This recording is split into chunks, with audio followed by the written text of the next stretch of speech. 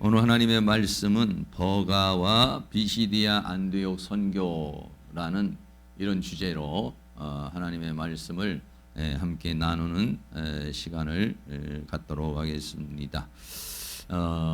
사도 바울과 바나바가 하나님의 역사하심을 따라서 이제 선교를 하게 됩니다. 선교를 하게 되는데 첫 번째 선교자가 구브로라고 하는 그런 섬이었습니다. 그리고 두 번째 선교지가 이제 밤빌리아 버가라고 하는 곳이고, 세 번째 선교지가 피시디아 안디옥이라고 하는 곳이 이제 선교지가 되었어요. 그래 오늘은 이제 두 번째, 세 번째 선교지인 바로 밤빌리아 버가라고 하는 곳과 피시디아 안디옥이라고 하는 곳에서 하나님의 역사가 어떻게 일어났는가를 함께 나누는 그런 시간을 갖게 되겠습니다. 첫째는 밤빌리아라고 하는 버가라고 하는 그런 지역입니다. 오늘 사도행전 13장 13절 말씀에 바울과 및 동행하는 사람들이 바보라고 하는 곳에서 배를 타고 밤빌리아에 있는 버가에 이르니 요한은 저희에게서 떠나서 예루살렘으로 돌아갔다라고 그렇게 말씀하고 있어요. 오늘 이 그 밤빌리아라고 하는 곳을 좀 지도상으로 여러분 한번 보려고 하는데, 이게 이제 그 이스라엘의 그 바울이 떠났던 시리아라고 하는 그런 지역에 나타나는 그런 지도인데, 제일 먼저 간 곳이 어디냐면은 이 구브로라고 하는 그런 섬입니다. 이 구브로라고 하는 이 섬에 제일 먼저 이제 도착을 해서 복음을 증거하는 역사가 일어났죠. 그 다음에 두 번째는 배를 타고 다시 이제 육지로 들어가는 것이죠. 그래서 버가라고 하는 밤빌리아 버가라고 하는 곳에 가서 이제 또 복음을 증거하게 되고, 더 나가서는 세 번째로는 안디옥이라고 하는 곳에 이렇게, 그래서 대충 여러분들이 생각할 때 사도 바울이 이제 배를 타고 구브로라고 하는 곳에서 복음을 전하다가 이제는 육지로 올라가서 북쪽으로 올라가서 버가라고 하는 곳에서 복음을 전하고, 또 이제 복음을 전하다가 또 그 위로 올라가서 안디옥이라고 하는 곳에서 이제 복음을 전했구나 하는 그런 것을 생각해 볼 수 있어요. 조금 지도를 좀 다른 면으로 이렇게 본다면 조금 쉽게 좀 간단하게 되어 있는 부분을 보면, 다시 말하면 이 구브로라고 하는 섬은 제주도의 한 10배 정도 되는 그런 섬이라고 그랬죠. 그리고 여기서 총독 서게오라고 하는 사람이 예수를 믿고, 박수 그 엘루마라고 하는 사람이 여기에서 눈이 머는 그런 이제 놀라운 그런 은혜의 역사가 일어나고, 배를 타고 다시 버가라고 하는 지역으로 갔어요.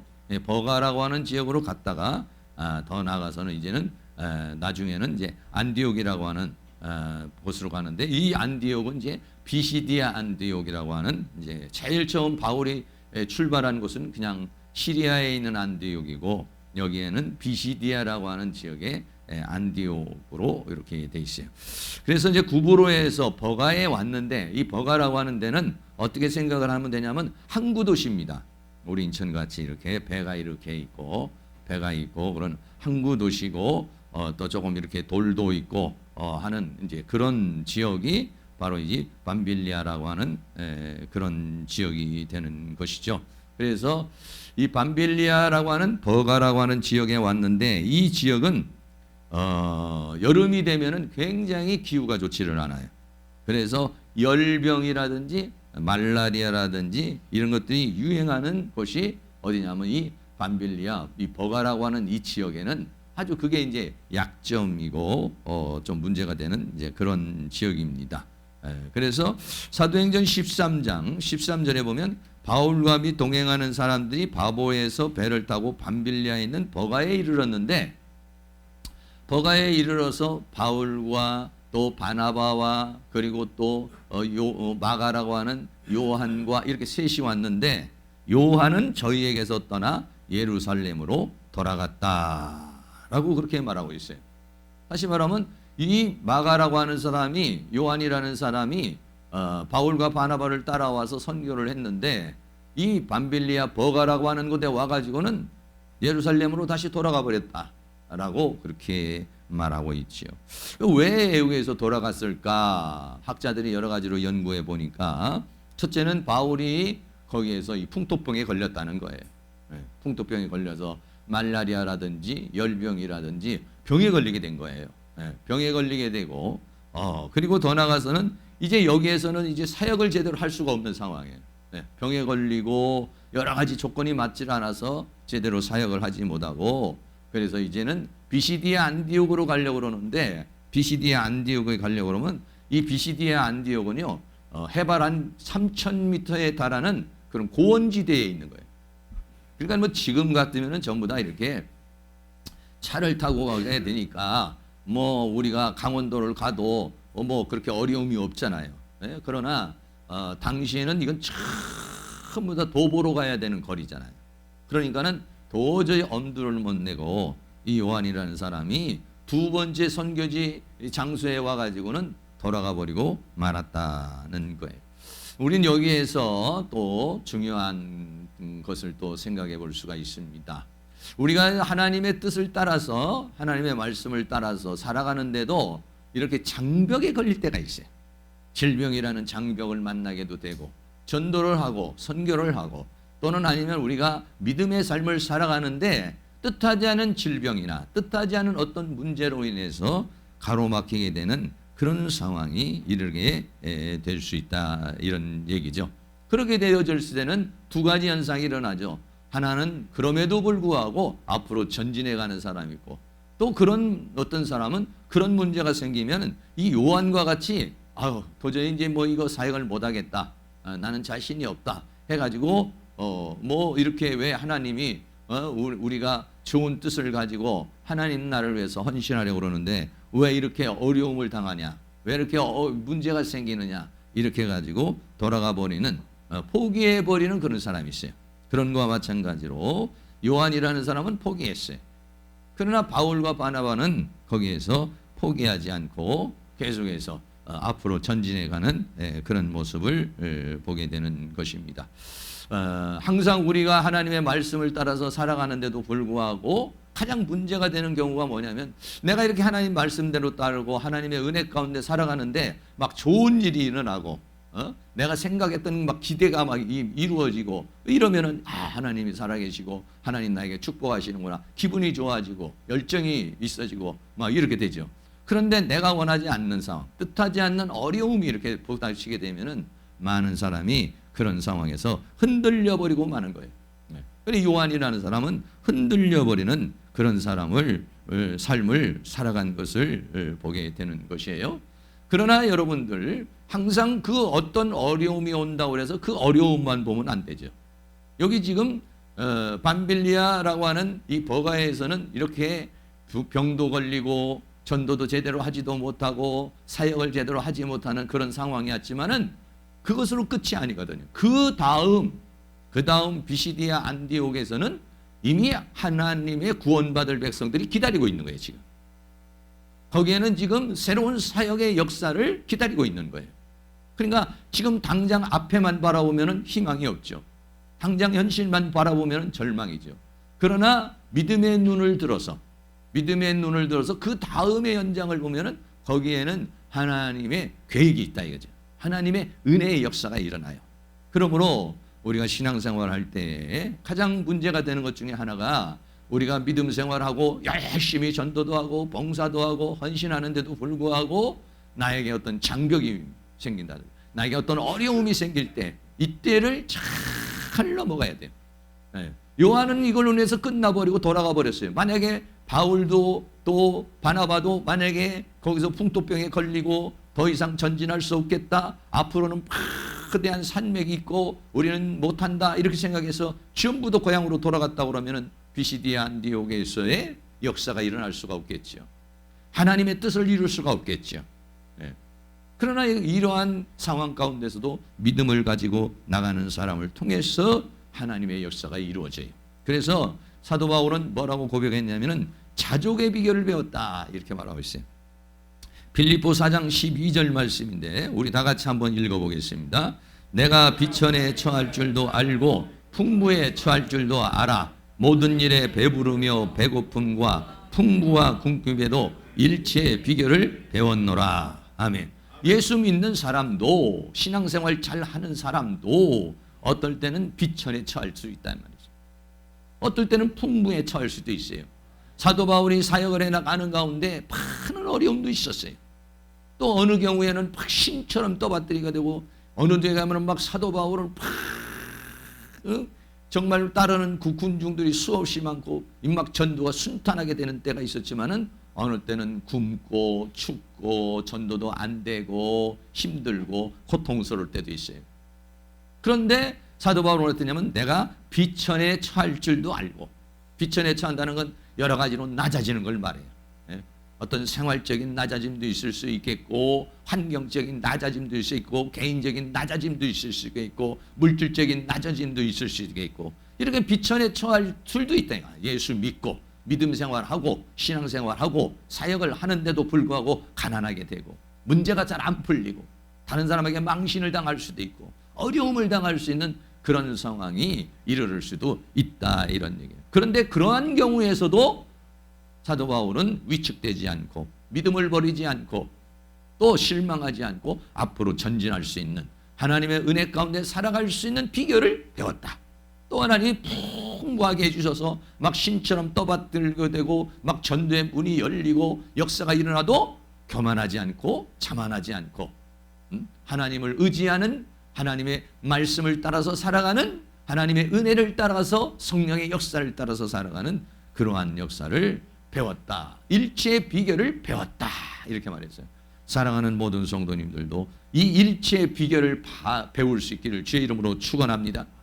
이 자족의 비결을 갖는 사람이 누구냐면 자유자가 되는 거예요. 자족할 수 있는 사람이 자유자가 되는 거예요.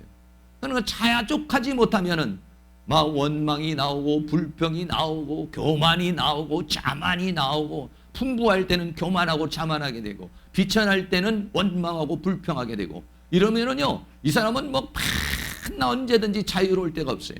언제든지 하나님의 역사에 하나님 주시는 평강을 맛보며 살아갈 수가 없어요. 그런데 자족의 비결을 배우는 사람은 비천에 처할 때도 하나님 주시는 평강 가운데, 또 풍부한 가운데서도 하나님 주시는 은혜 가운데 살아갈 수 있고, 자족하며 자유하며 하나님 주시는 은혜로 승리하며 살아갈 수 있는데, 그거를 어떠냐, 일체의 비결을 배웠다.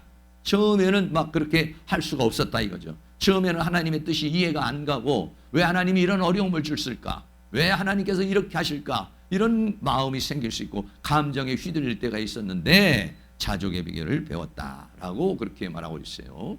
사랑하는 모든 성도님들, 저도 마찬가지지만은 우리 모두는 말이죠, 어디에서 축복을 받고 어디에서 평강을 얻으면서 살아가느냐, 환경의 비천함과 환경의 풍부함이 아니라 하나님이 주시는 은혜로, 하나님이 주시는 평강으로, 하나님 주시는 기쁨으로 살아가는 사람이 뭐냐, 예수 믿는 사람이에요.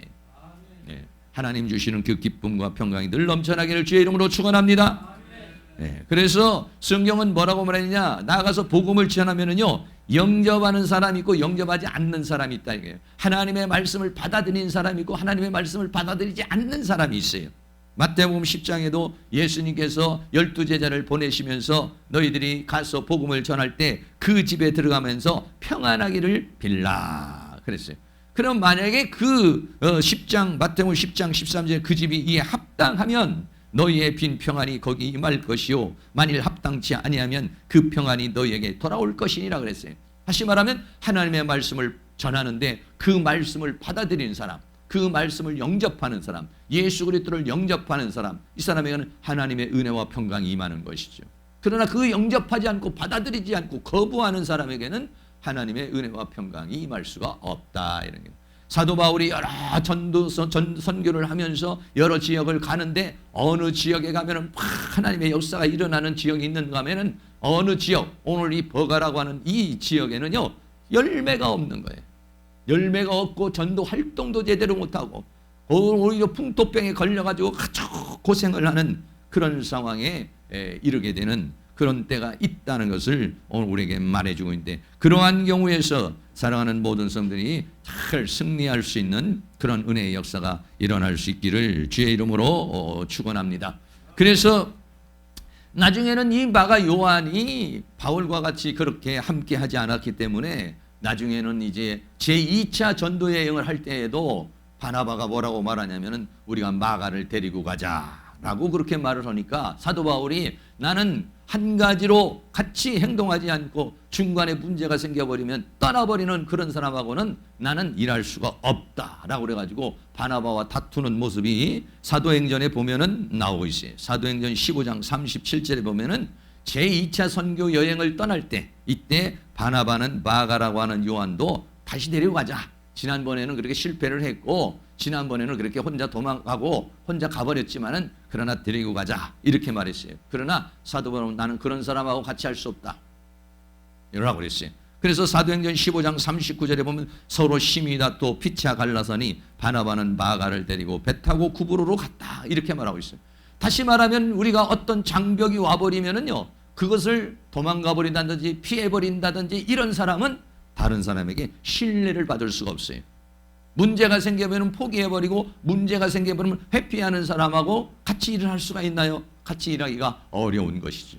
문제가 생기고 어려움이 생겨도 그래도 그것을 극복하는 사람, 이런 사람이 다른 사람에게도 신뢰를 받게 되는 것이고 더 나아가서 하나님 앞에 쓰임받는 그런 사람이 될 줄로 믿습니다. 사랑하는 모든 성도님이 항상 우리들 삶 속에서 어떠한 문제가 오더라도 그것을 정면으로 그래서 저는요 이 돌파라는 말을 참 좋아해요. 무슨 돌파를 좋아하느냐? 정면 돌파를 좋아해요. 왜 그러냐면은 어떤 문제가 생기면은요 어떤 문제가 생기면은 정면 돌파하는 사람이 있고 또 어떤 사람은 타협하는 사람이 있고 어떤 사람은 회피하는 사람이 있어요. 회피한다고 되고 타협한다고 될 일이 아니에요. 하나님께서 나에게 맡겨준 사명, 하나님께서 나에게 원하는 일은 이것은 내가 꼭 감당해야 될 그런 부분들이에요. 내가 회피해서 되는 일도 아니고 타협해서 되는 일이에요. 그 시간 내가 회피할 때라도 그 시간 타협했을지라도 또다시 하나님께서 나에게 또 그런 과제를 줘요. 그렇기 때문에 우리는 우리에게 당면한 문제가 질병의 문제가 됐든지 물질의 문제가 됐든지 어떤 문제가 됐든지 믿음으로 정면 돌파해서 승리할 수 있는 은혜가 있기를 주의 이름으로 축원합니다. 두 번째는요 이제 그 버가에서 그렇게 질병을 당하고 전도를 제대로 못하고 어려움을 당하고 더군다나 거기에서 요한은 나는 같이 못하겠다고 가버릴 때 여러분 얼마나 같이 하는 사람이 실망이 되겠어요. 얼마나 맥이 빠지겠어요. 그럼에도 불구하고 바울과 바나바는 앞으로 전진을 해서 두 번째 선교지인 비시디아 안디옥이라고 하는 곳으로 가게 되는 것입니다. 비시디아 안디옥에 가면 사도행전 13장 14절에 저희는 버가로부터 지나서 비시디아 안디옥에 이르러 안식일에 회당에 들어가 앉으니라. 아까 조금 전에 보았던 그 지도를 다시 한번 본다면은 이 구브로라고 하는 이 섬에서 이제 버가라고 하는 곳으로 갔고 이 버가는 이제 항구가 있는 그런 곳이고 여기 풍토병, 말라리아라든지 열병이라든지 이런 것들이 아주 있는 그런 지역이라서 이제 다른 지역으로 가게 돼서 어디로 가느냐 이제 우쪽으로 이제 안디옥이라고 하는 곳으로 이게 가는데 이 어떤 형태냐면 예를 들어서는 버가는 우리 여기 인천과 같은 그런 지역이라 그러면은 안디옥은 저 설악산 같은 지역이에요. 그러니까 고원지대예요. 높은 해발 한 3,000m 정도는 이렇게 올라가야만이 되는 그런 아주 고원지대를 가는 곳이니까 굉장히 가기가 좀 힘들고 어려운 곳이죠. 그래서 비시디아 안디옥이라는 걸 좀 사진을 찍어서 보낸 사람들 이렇게 비시디아 안디옥은 굉장히 산에 높이 올라가야 되는 그런 거고 높이 올라가면은 이런 고원지대가 있어요. 네, 고원지대가 있어서 그러니까 그 전혀 이 버가라고 하는 지역하고 이 안디옥이라고 하는 지역은 아주 서로 다른.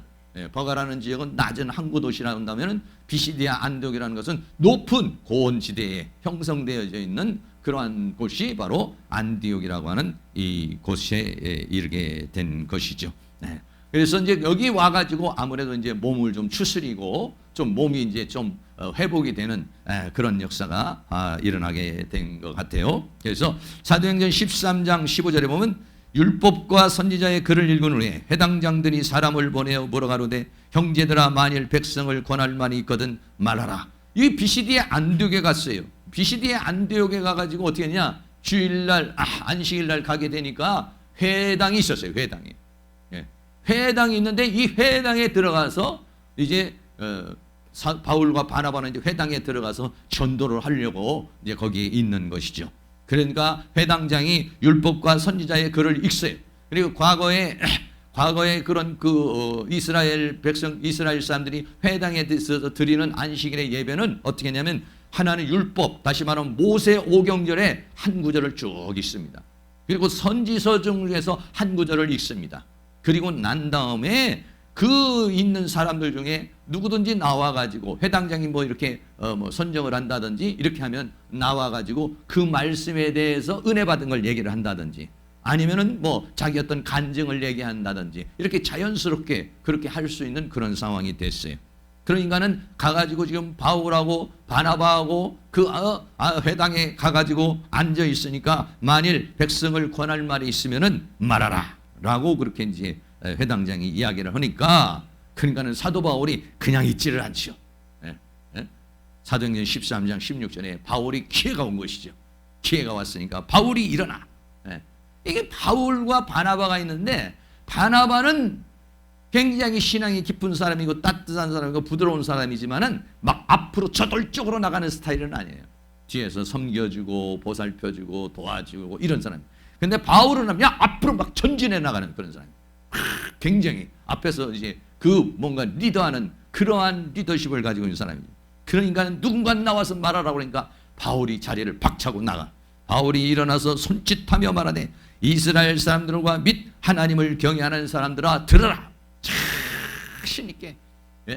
얼마나 조금 전만 해도 이제 그 밤빌리아라고 하는 버가에서 병에 걸려서 문제가 생기고 요한은 집으로 돌아가 버리고 이런 상황에서 마음고생을 하고 육체적인 고생을 했지만은 그것으로 인해서 침체되지 않았어요. 사도 바울과 바나바는 아마 뜨거운 마음으로 기도했을 것입니다. 하나님께서 우리들에게 성령의 감동을 주어서 이렇게 선교를 하게 됐을 때는 하나님의 뜻이 있는 줄로 믿습니다. 우리가 여기에서 버가에서 어려움을 당하지만은 하나님께서 우리를 통해서 하나님의 역사를 이룰 줄로 믿습니다. 아마 이렇게 해서 뭐 기도를 열심히 했을 거예요. 그러니까는 여러분 나가서 말하라고 그러니까 당장 일어나가지고 말할 수 있는 용기가 생기고 그리고 강하고 담대한 마음이 생기죠. 이스라엘 백성들과 사람들을 향해서 이제 복음을 전파하는 그런 역사가 일어나게 되는 것입니다. 그런데 오늘 이제 성경은 아주 그 사도행전 13장에는 굉장히 본문이 길어요. 이 본문이 긴 이유가 뭐냐면 바울의 설교를 갖다가 전문을 다 올려놨어요. 그러니까 사도행전 전체에 걸쳐서 바울이 얼마나 많은 곳을 다니면서 복음을 전했겠어요. 그래서 설교를 많이 했겠어요. 다양한 설교를 했겠죠. 그런데 그 설교의 내용을 아주 전체를 실어놓은 데는요, 이 지금 비시디아 안디옥이라고 하는 곳에서 증거한 이 말씀이 사도행전 13장에 전체가 이렇게 기록이 되어 있어요. 다른 데서는 이렇게 기록되어 있어요. 바울이 어디 가서 말을 하더라, 어디 가서 복음을 전파했다더라, 뭐 조금씩 이렇게 얘기했지만은 이곳에서는 바울이 설교한 내용을 전체를 설교해요. 세 번째는 바울의 설교에 대해서 오늘 우리에게 말해주고 있어요. 바울의 설교는 여러 가지로 이제 누구를 지금 증거하려고 그러냐? 사도 바울이 지금 누구를 증거하려고 그러냐면 바로 예수 그리스도를 증거해야 되는 거예요. 예수 그리스도를 증거해도 예수 그리스도를 믿게 하려고 그러는 것이지만은 예수 그리스도를 증거하고 예수 그리스도를 믿게 하려면은 그 예수 그리스도를 증거하기 위해서는 구약 성경에서 예언되어진 구약 성경을 얘기할 수밖에 없는 거예요. 그래서 이제 그 바울이 설교를 하는데 사도행전 7장에 보면 스데반 집사님도 오랜 많은 그런 그 설교를 해요. 근데 스데반 집사님은 누구부터 시작을 하냐면 아브라함부터 시작을 해가지고 요셉, 모세, 솔로몬까지 이렇게 쭉 얘기하면서 그 메시아로 오신 예수를 너희가 십자가에 못 박혀 죽었다. 이렇게 메시지를 전해요. 그런데 여기에서 바울은 어디서부터 얘기하냐면 출애굽부터 이제 시작해서 얘기를 합니다.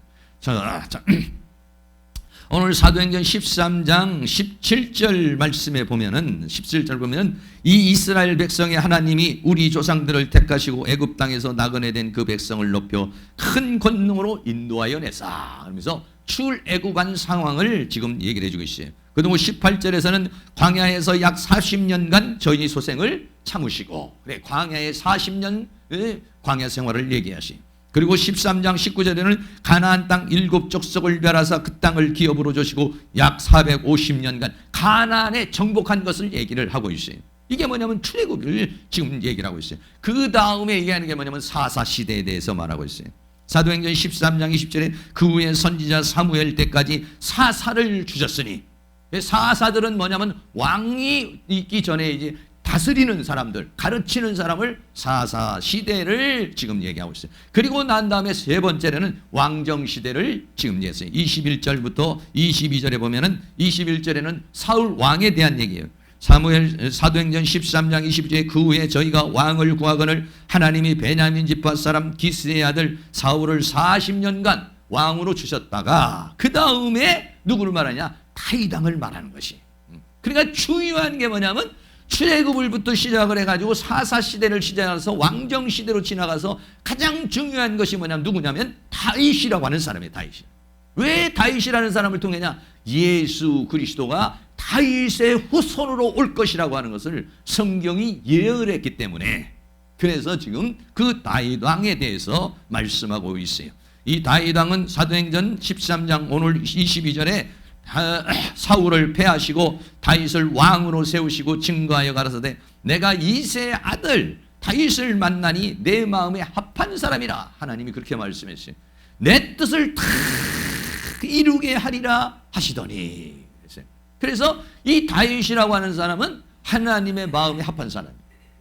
그리고 나가서는 다윗을 통해서 하나님이 이루시고자 하는 뜻을 다 이룰 것이다라고 그렇게 말하고 있어요. 그래서 이 다윗 왕이 참 중요하다라고 하는 것이에요. 조금 전에도 말했지만은 출애굽 시대, 그 다음에 사사 시대, 그 다음에 왕정 시대, 왕정 시대에서 사울 왕, 그 다음에 다윗 왕, 그리고 다윗 왕 다음에 그 다윗 왕 뒤에 누가 나오느냐? 네 번째는 약속의 자녀인 예수 그리스도가 다윗을 통해서 탄생하시고 다윗을 통해서 오시는 것이다. 할렐루야. 그래서 네 번째에 있는 이 말씀이 굉장히 중요한 거예요. 13장 23절 말씀에 하나님이 약속하신 대로 이 사람의 씨에서, 다시 말하면 다윗의 씨에서 이스라엘을 위하여 구주를 세우셨으니 곧 예수라. 예수님이 이 땅에 오시는데 이 예수님이 어떤 분이냐? 구약에서 예언되어져 있는 다윗 왕을 통해서, 다윗의 씨를 통해서, 다윗의 혈통을 통해서, 다윗의 가문을 통해서 이스라엘을 위하여 구주를 세웠으니. 그러니까 이거는 뭐냐면 구약 성경에 이미 다 예언되어진 거예요. 구약 성경에 이미 어떻게 보면 다윗의 후손을 통해서 메시아가 올 것이다. 다윗의 후손을 통해서 메시아가 올 것이다 라고 하는 것이니까 굉장히 중요한 사실입니다. 이 씨에 대한 이야기를 오늘 조금 더 말씀을 드리도록 하겠습니다. 다윗의 자손으로 오시기 전에 창세기에서는 뭐라고 말했냐면 여자의 후손으로 예수님이 오실 것이다 그랬어요. 창세기 3장 15절 말씀인데 우리 한번 같이 한번 읽도록 하겠습니다. 내가 너로 여자와 원수가 되게 하고 너의 후손도 여자의 후손과 원수가 되게 하리니 여자의 후손은 내 머리를 상하게 할 것이요 너는 그의 발꿈치를 상하게 할 것이니라 하시고. 그래서 여자의 후손은 누구를 말하느냐면 예수님을 말하는데, 이 말씀이 어떤 말씀입니까? 아담과 하와가 사단의 유혹에 넘어가서 선악과를 먹고 말았죠. 그래서 결국은 하나님으로부터 저주를 받게 되고 그렇습니다. 저주를 받게 되는데 뱀에게 저주를 하면서 하시는 말씀입니다. 내가 너로 뱀에게 말하기를 여자와 원수가 되게 하고 너의 후손도 여자의 후손과 원수가 되게 하는데 여자의 후손은 내 머리를 상하게 할 것이다. 다시 말하면 여기서 말하는 여자의 후손은 예수 그리스도가 올 것인데 예수 그리스도가 오면은 아담과 하와를 꼬인 뱀의 사탄의 머리를 깨서 사단을 박살낼 것이다 라고 그렇게 예언되어진 것이 누구냐면 예수님이세요. 그 다음에 두 번째로는 이 예수님은 아브라함의 자손으로 오실 것을 말씀해 주고 있어요. 자, 창세기 22장 18절도 같이 한번 읽습니다. 또 내 씨로 말미암아 천하 만민이 복을 얻으리니 이는 내가 나의 말을 준행하였음이니라 하셨다 하니라. 여기서 말하는 내 씨는 뭐냐면 아브라함이 하나님 앞에 이삭을 번제로 드리고 나니까 하나님께서 이제야 내가 나를 경외하는 줄 알았다 라고 하면서 하나님께서 아브라함의 모든 축복을 주시는 거예요. 근데 그 아브라함의 후손 중에 내 씨로 말미암아 아브라함의 후손으로 말미암아 천하 만민이 복을 얻을 것이다. 그래서 여기서 말하는 씨는 누구를 말하냐면 예수 그리스도를 말씀하고 있는데, 갈라디아 3장 15절에 보면은 형제들아 사람의 예대로 말하느니 사람의 언약이라도 정한 후에는 아무나 배하거나 더하거나 하지 못하느니라. 이 약속들은 아브라함과 그 자손에게 말씀하신 것인데 여럿을 가리켜 그 자손들이라 하지 아니하시고 오직 하나를 가리켜 내 자신이라 하셨으니 곧 그리스도라라는 그런 말씀이 있어요. 다시 말하면 이 말씀을 갈라디아서 3장 16절에서 다시 한번 해석해주고, 이 후손은 누구냐? 예수 그리스도다. 창세기에서는 여자의 후손으로 올 것이다. 아브라함에게는 뭐라고 말했냐면 내 씨로 말미암아 천하 만민이 복을 얻을 것이다. 그래서 아브라함의 후손 중에서 누구냐? 다윗이 아브라함의 후손이죠. 그 다윗의 아버지 이름이 뭐냐면 이새라고 하는 사람이에요. 이새. 여기에 대해서 성경이 또 오늘 이사야서 11장 1절과 이사야서 11장 10절에서 말했는데, 이 부분도 다 같이 한번 읽습니다. 이새의 줄기에서 한 싹이 나며 그 뿌리에서 한 가지가 나서 결실할 것이요 그날에 이새의 뿌리에서 한 싹이 나서 만민의 기호로 설 것이요 열방이 그에게로 돌아오리니 그 거한 곳이 영화로우리라 그랬어요. 여기서 이새의 줄기는 뭐냐면 다윗의 아버지가 누구냐면 이새. 다윗의 아버지 이새는 뭐 사실적으로는 별로 성경에 큰 어떤 사건이 없어요. 다만 그냥 다윗의 아버지, 네, 이새의 줄기에서 한 싹이 난다는 것은 누구냐면 바로 다윗이 나올 것이고, 그 다윗을 통해서 그 뿌리에서, 그 뿌리라는 것은 이새의 혈통, 이새의 가문에서 한 가지가 나와서 결실할 것인데, 이분이 누구냐면 예수 그리스도. 그날에 이새의 뿌리에서 한 싹이 나서 만민의 기호로 설 것이다. 모든 만민에게 표적이 되고 모든 만민에게 이적이 되는 그런 존재로 예수님이 설 것을 말씀하고 있는 것이죠. 그래서 이스라엘 백성은 전부 다 그 다윗의 혈통을 통해서 메시아가 올 것을 다 알고 있어요. 그리고 그 다윗의 혈통을 통해서 누가 메시아로 올 것인가를 다 기대하고 있었어요. 누군가? 그러나 오늘 사도 바울은 예수 그리스도가 바로 다윗의 후손으로 오시는 분이시다 라고 하는 거예요. 그것을 다윗의 씨로 왔다는 걸 디모데후서 2장 8절 말씀에 말씀하고 있습니다. 이 말씀도 같이 한번 읽습니다. 나의 복음과 같이 다윗의 씨로 죽은 자 가운데서 다시 살으신 예수 그리스도를 기억하라. 할렐루야. 그렇습니다. 예수 그리스도가 다윗의 씨로 왔다는 거예요. 다윗의 씨로. 그래서 설교가 쫙 길어진 거예요. 지금 설교가 뭐냐면 예수님이 누구냐? 바로 창세기에서 말씀하신 바로 여자의 후손이요. 또 누구냐? 아브라함의 후손이요. 더 나아가서 누구냐? 다윗의 후손으로 예수님이 이 땅에 오신 것이다. 그래서 마태복음 1장 1절입니다. 우리 1장 1절도 같이 한번 읽습니다. 시작. 아브라함과 다윗의 자손 예수 그리스도의 세계라 그랬어요. 예수 그리스도의 세계, 예수 그리스도로부터 일어나는 모든 것들은 누구냐? 예수는 누구냐? 아브라함에게 약속하신 그 씨, 다윗의 자손, 다윗을 통해서 말씀하신 메시아. 그러니까는 예수님은 그냥 어느 날 온 것이 아니라 바로 구약에서 하나님이 창세기를 통해서 아브라함을 통해서 다윗을 통해서 구약을 통해서 모세오경을 통해서 선지서를 통해서 예언되어진 그분이 누구냐? 예수라고 하는 것을 말씀해주고 있는 것이. 그래서 오늘 그 하나님이 약속하신 대로 이 사람의 씨에서 이스라엘을 위해서 구주를 세우셨으니 곧 예수라 그랬어요. 네. 이 씨를 통해서 우리 인생을 구원하실, 우리 모든 사람을 이 죄에서 구원하실, 이 죄와 사망에서 구원하실, 이 죄와 사망과 세상과 사단의 세계에서 살고 있는 사람을 구원하실, 비시디아 안디옥에 있는 사람을 구원하시고, 구브로에 있는 사람도 구원하시고, 아시아에 있는 사람도 구원하시고, 유럽에 있는 사람도 구원하시고, 이 대한민국에 있는 사람도 구원하시기 위해서 예수 그리스도가 이 땅에 오신 것이다. 이 예수가 필요하지 않는 지역이 어디에 있겠습니까? 이 예수 그리스도를 필요치 않는 존재가 이 세상에 누가 있겠어요? 죄와 허물로 죽었던 우리 인생에게는, 우리 모두에게 이 예수님이 필요한 줄로 믿습니다. 그래서 예수님은 우리를 죄에서 구원하실 분이라 하는데, 성경을 한 구절만 다 같이 읽습니다. 마태복음 1장 21절입니다. 아들을 낳으리니 이름을 예수라 하라. 이는 그가 자기 백성을 저희 죄에서 구원할 자이심이라 하니라 했어요. 인간의 불행은 어디냐? 인간의 불행은 뭐냐면 죄 문제예요. 여러분, 우리나라가 이렇게 뭐 여러 가지로 문제가 있고 여러 가지 뭐 여당 야당 싸우고 남북의 문제 참 많은 문제가 있어요. 수많은 문제가 있습니다. 그 원인이 있어요. 그러나 더 깊이 들어가면 그 원인은 어디서 오느냐? 죄 문제인 것이. 할렐루야. 죄 문제예요. 여러분, 우리의 가정이 왜 행복하지 못하냐? 죄 문제예요. 아내의 마음속에 죄가 없어지고 남편의 마음속에 죄가 없어지고 내 안에 있는 악독이 없어지고 내 안에 있는 본질적인 죄악이 없어지면은 부부간의 관계는 회복이 되는 것이, 부모와 자녀와의 관계도 회복이 되는 것이, 우리 인생의 관계도 회복이 되는 건 줄로 믿습니다. 네. 그래요. 이 죄라는 문제가 나를 질병으로 주고 죄라는 문제가 인간을 불행하게 만드는 거예요.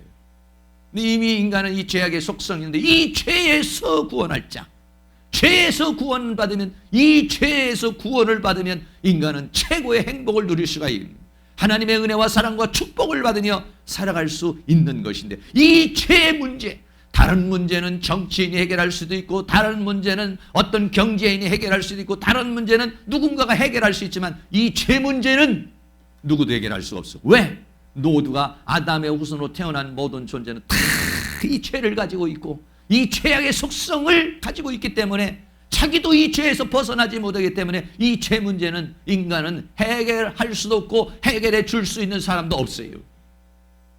근데 이 죄 문제를 해결하기 위해서 예수님이 이 땅에 오셔서 우리를 위하여 십자가에 못 박혀 죽으시고 그리고 그분이 다시 부활하셔서 그를 영접하는 자에게는 생명을 주시고 그래서 우리를 죄와 사망에서 해방하시는 줄로 믿습니다.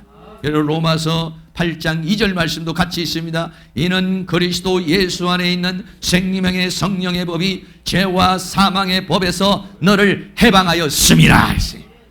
예수 그리스도 안에 있는 성령, 예수 그리스도께서 십자가에 못 박히시고 부활하시고 부활 승천하시고 그리고 오신 성령, 그 성령의 생명의 성령의 법이, 그 생명이 성령이 우리 안에 들어와 버리면 우리를 이 죄와 사망의 세세를 끊어버리고 자유케 하는 그런 능력의 역사가 예수를 통해서 주어지게 되는 것이다. 이 세상에서 이 죄 문제를 해결할 수 있는 그런 존재는 이 세상에 단 한 존재도 없다고 그랬어요.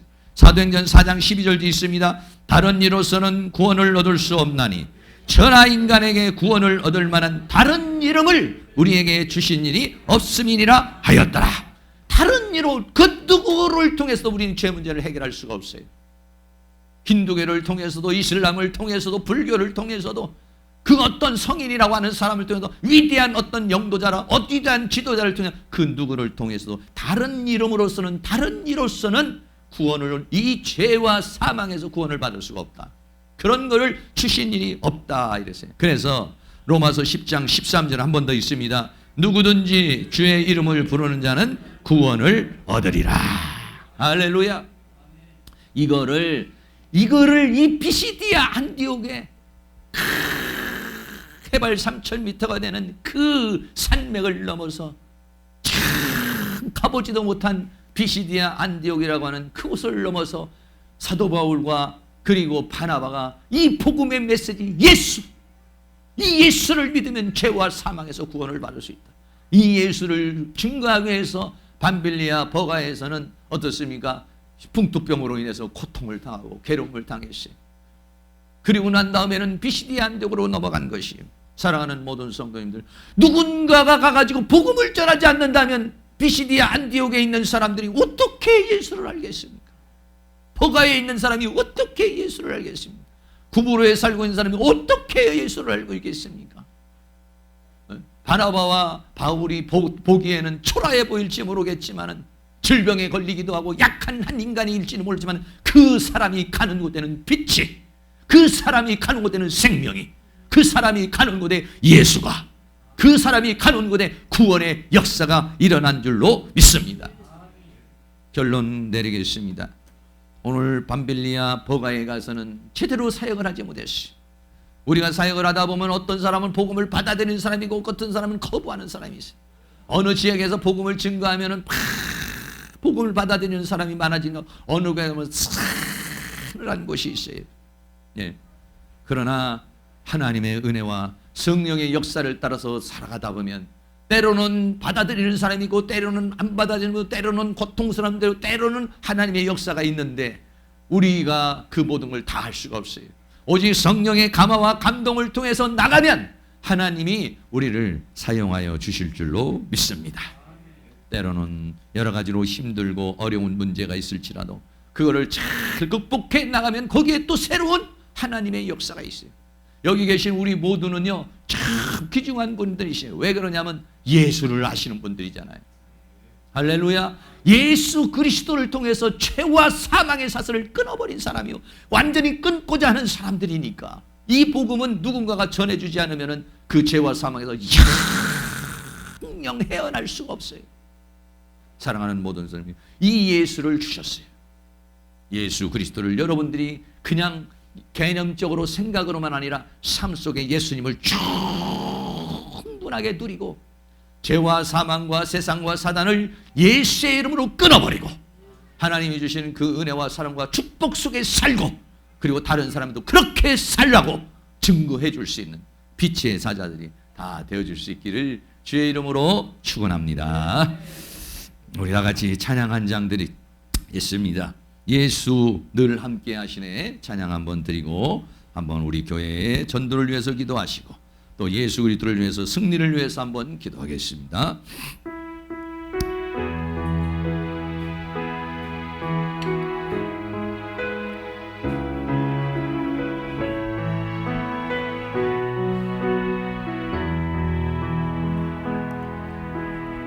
고단한 인생길 힘겨운 오늘도 예수 내 마음 아시네.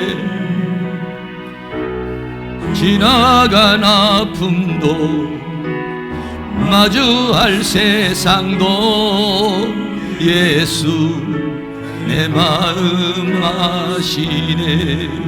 고단한 인생길 고단한 인생길 힘겨운 오늘도 예수 내 마음 아시네. 지나간 아픔도 마주할 세상도 예수 내 마음 아시네. 믿음의 눈 들어 내 눈 들어 주를 보리. 이 또한 지나가리라. 주어진 내 삶의 시간 속에 주의 뜻 알게 하소서. 하루를 살아도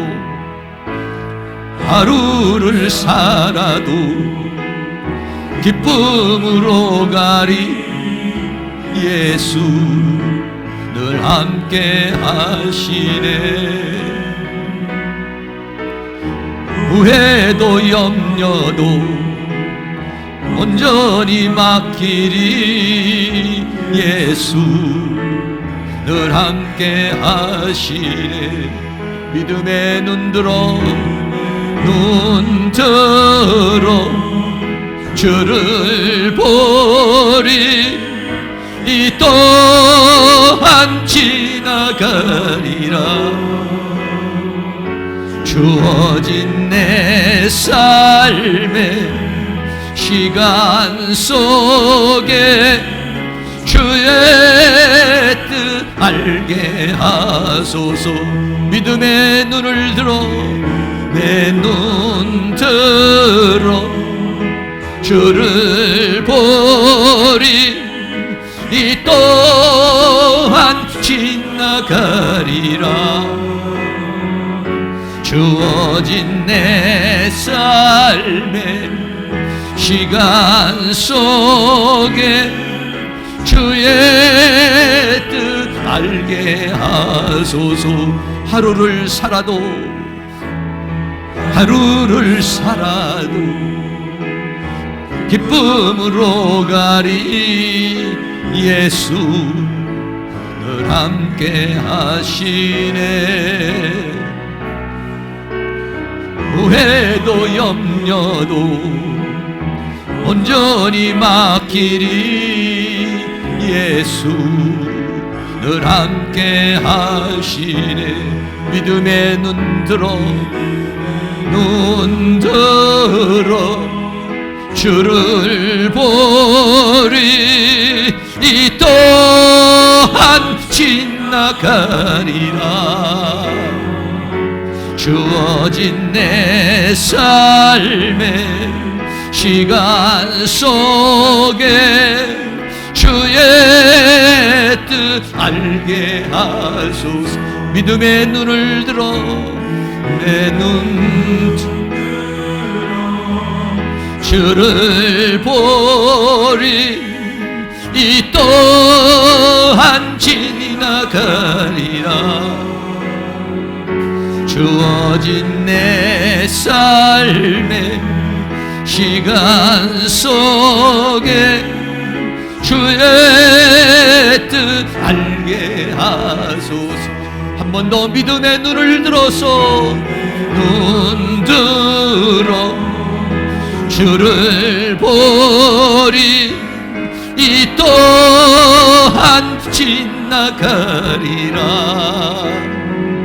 주어진 내 삶의 시간 속에 주의 뜻 알게 하소서. 이 시간 합심해서 한번 기도하겠습니다. 우리가 인생을 살아가다 보면 우리에겐 장벽도 일어나고 어려움도 일어납니다. 그러나 그 장벽 뒤에 하나님의 은혜의 역사가 있습니다. 하나님, 내가 여러 가지 어려움이 있지만 이것을 이겨낼 수 있는 그런 믿음을 허락하여 주시고, 오직 예수, 오직 우리에게 구주 예수를 주셨으니 예수의 이름으로 정면 돌파하고 이 죄와 사망과 세상과 사단을 이겨내는 그러한 능력의 역사가 우리에게 일어나게 해달라고 다같이 동성으로 한번 기도합니다. 사랑과 은혜가 많으신 우리 아버지 하나님, 오늘도 하나님께서 은혜와 사랑 가운데 우리를 인도해 주시고 붙들어 주시는 것을 감사합니다. 우리가 때로는 믿음의 행진을 하고 선교의 행진을 하고 하나님의 역사를 이루어 나가지만은 때로는 우리에게 이러한 질병의 문제가 우리에게 다가올 수도 있고, 우리에겐 여러 가지 어려움이 다가올 수도 있고, 여러 가지 사단의 방해와 공격이 우리에게 일어날 수도 있고, 때로는 고난의 문제가, 때로는 물질의 문제가, 때로는 질병의 문제가, 때로는 여러 가지 많은 문제들이 우리를 방해할지라도 우리는 이러한 것으로 인해서 원망하고 좌절하거나 또는 실망하고 낙심하고 또 쓰러지지 않게 하여 주시며, 하나님 주시는 믿음으로 하나님 주신 은혜로서 이거를 이기고 승리하는 능력의 역사가 일어날 수 있도록 우리 하나님께서 은혜를 내려주시기를 원합니다. 믿음의 눈을 들어서 하나님의 세계를 바라보게 하여 주시기를 원합니다. 믿음의 눈을 들어서 아버지, 우리에게 당면한 여러 가지 문제를 극복해 나가는 역사가 일어나게 하여 주셔서 하나님의 역사를 체험하고 살아계심을 체험하고 하나님의 역사심을 체험하는 우리의 삶이 되어줄 수 있도록 우리 하나님께서 그 신은혜와 사랑으로 인도하여 주시며 주의 성령으로 역사해 주시며 주의 은혜로 역사해 주시며 주의 능력으로 함께해 주시기를 간절히 원합니다. 성령님 도와주시기를 원합니다. 우리 교회의 전도의 영을 부어주시며 전도의 능력을 부어주시기를 원하며, 우리 아버지 하나님 마음속에 한 영혼 한 영혼을 불쌍히 여기고 긍휼히 여길 수 있는 마음을 줘서 나아가서 복음을 전가하는 역사가 일어나게 하여 주시기를 원하고, 더 많은 영혼들에게 예수 구주 예수 그리스도를 증거하는 입술이 되게 하여 주시기를 원하며, 또한 예수 그리스도를 통해서 우리는 주님 안에서 자유함을 얻게 하여 주시고 죄와 사망과 세상과 사단을 이기는 삶을 살게 하여 주시고, 예수 그리스도를 통해서 주님 안에서 기쁨과 평강을 누리게 하여 주시며 주님 주신 은혜와 사랑 가운데 승리의 삶을 살게 하여 주시고, 그 예수 그리스도를 증거하는 입술과 예수 그리스도를 증거하는 삶의 역사가 일어나도록 우리 하나님께서 은혜로 역사해 주시기를 원합니다. 성령님 도와주시기를 원합니다. 주의 은혜로 살아가기를 원합니다. 하루를 살아도 기쁨으로 살아가기를 원합니다. 예수 늘 함께하며 살기를 원합니다. 오직 예수의 이름으로, 예수의 능력으로, 예수의 생명으로, 예수의 은혜로 아버지 이 거칠고만 성령 삶을 승리의 삶으로 살아갈 수 있는 은혜의 역사가 있도록 우리 하나님께서 그 신 은혜와 사랑으로 인도하시며 주의 성령의 능력으로 역사해 주시며 주의 권능으로 함께해 주시기를 간절히 원합니다. 성령님 도와주시고 인도하여 주시고 함께하여 주시옵소서. 믿음의 행진을 하는 우리들에게도 때로는 이런 바울과 바나바와 요한과 같은 반빌리에서 겪은, 버가에서 겪은 문제에 봉착하게 됩니다. 하나님 아버지시여, 우리가 때로는 여러 가지 어려움과 또는 아버지 우리의 삶 속에서 문제가 있을지라도 그것을 인하여 실망하고 좌절하지 않게 하여 주시옵시고, 오직 하나님 주시는 힘과 능력으로서 정면 돌파하고 믿음으로 돌파하고 예수의 이름으로 돌파하며 예수의 능력으로 이기고 승리하는 그런 능력의 역사가 일어날 수 있도록 도와주시기를 원합니다. 당장 우리의 현실에 당면한 문제만 바라보지 않고 그 너머에 있는, 고난의 너머에 있는, 우리의 장벽의 너머에 있는 하나님의 역사를 바라보며 믿음의 눈을 들어 우리는 다시 한번 힘있게 승리하며 나갈 수 있는 그러한 은혜의 역사가 일어날 수 있도록 은혜를 베풀어 주시기를 간절히 원합니다. 성령님 도와주시옵소서. 오늘 우리에게 예수의 이름을 주셔서 예수의 생명을 주고 예수의 은혜를 주셨사오니 우리는 주님이 주시는 이 힘과 능력으로 이 죄와 사망과 세상과 사단을 이기고 승리하는 삶을 살아갈 수 있도록 우리 하나님이여 도와주시기를 원합니다. 주님이 채찍에 맞음으로 우리는 나음을 입었고 주님이 창에 찔림으로 우리는 이 죄와 사망에서 구원을 받았으니 오직 예수의 이름으로 나가기를 원합니다. 성령 하나님께서 우리에게 힘을 더하여 주시고 능력을 더하여 주셔서 우리에게 당면에 있는 질병의 문제든지 물질의 문제든지 가정의 문제든지 삶의 문제든지 어떠한 문제라도 예수 안에서 해결되게 하여 주시옵시고 예수 안에서 이루어지게 하여 주시옵시고 오직 예수의 이름으로 승리하는 은혜의 역사가 일어나게 하여 주시기를 원합니다. 성령 하나님께서 이번 한 주간도 주님 안에서 승리하며 살게 하여 주시고 또 하나님이여 이 교회 위에 전도의 영을 부어주시며 전도의 문을 열어주시며 전도의 열매를 맺게 하여 주셔서 이 빈자리가 차고도 넘치게 하여 주시며 이 계산동에 있는 영혼들, 계양구에 있는 영혼들, 인천에 있는 수많은 영혼들, 더 나아가서는 이 민족을 향하여 하나님의 나라를 위해서 헌신 봉사하며 구제하고 전도하고 선교하는 재단이 되어줄 수 있도록 은혜를 베풀어 주시옵소서. 예수 그리스도의 이름으로 기도하옵나이다. 아멘.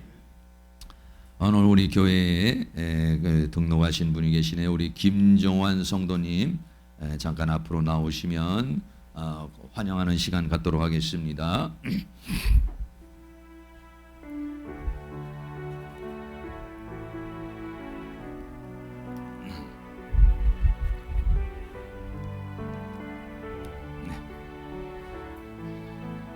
감사합니다. 네, 반갑습니다. 네, 이쪽으로 잠깐 오시겠어요? 네,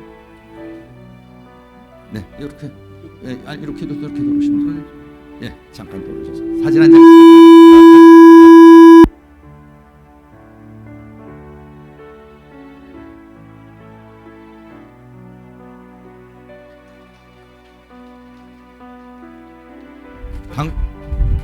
오시는데 축가를 한번 해주려 했는데. 예. 간단하게 음악 없이 내가 축가 한번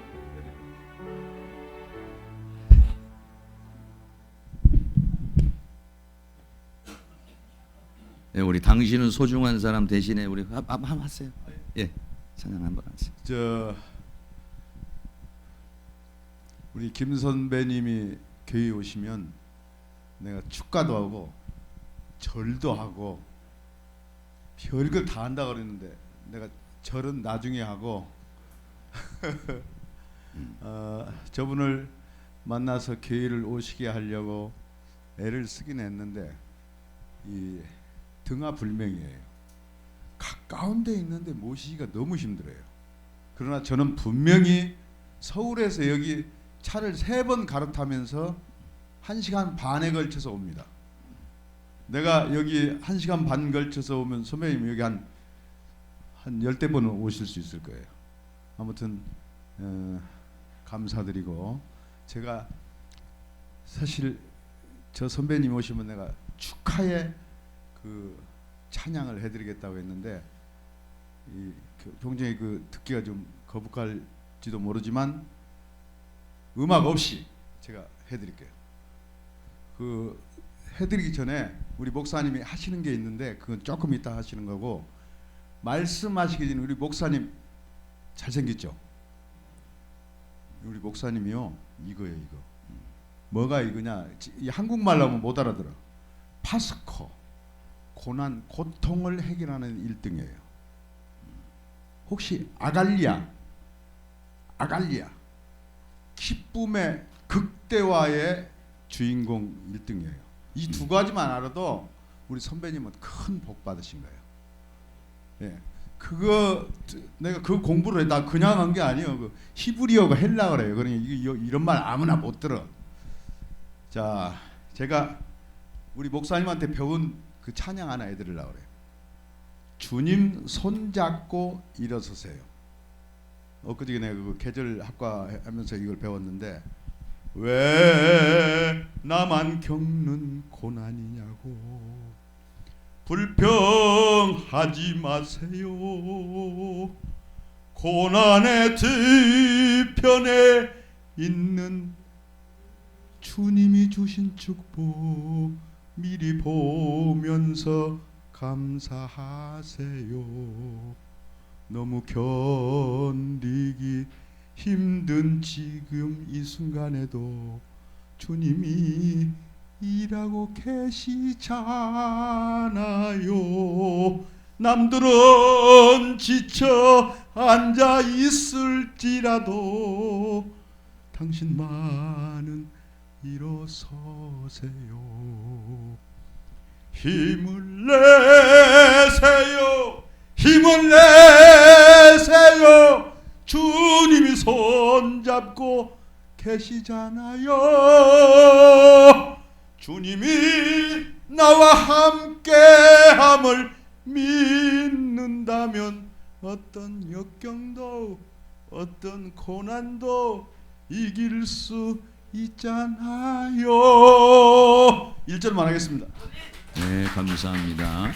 오늘 우리 교회에 오신 우리 김종환 성도님 박수 한 번 더 해주시기 바라겠습니다.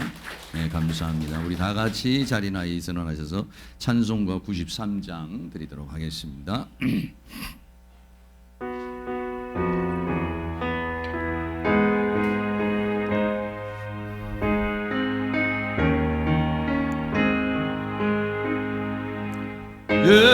예수는 나의 힘이요 내 생명 되시니 구주 예수 떠나가면 죄중에 빠지리 눈물이 앞을 가리고 내 맘에 근심 쌓일 때 위로하고 힘주시리 주 예수. 예수는 나의 힘이요 내 친구 되시니 그 은혜를 간구하면 풍성히 받으리 햇빛과 비를 주시니 저서할 곳이 많도다 귀한 열매 주시느니 주 예수. 예수는 너의 힘이요 내 기쁨 되시니 그 명령을 준행하여 늘 충성하겠네.